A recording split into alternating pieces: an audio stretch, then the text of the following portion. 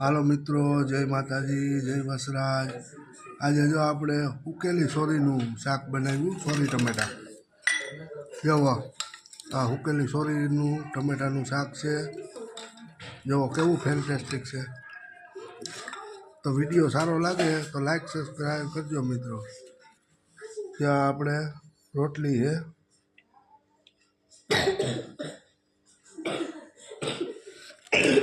જ્યાં માખણ છે,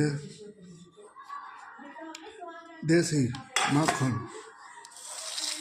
જ્યાં ચીભડાનો સંભારો છે, જ્યાં શ્રીખંડ છે, એવો આ શ્રીખંડ છે, આ છાશ ઠંડી। હાલો બધાય બપોરા કરવા।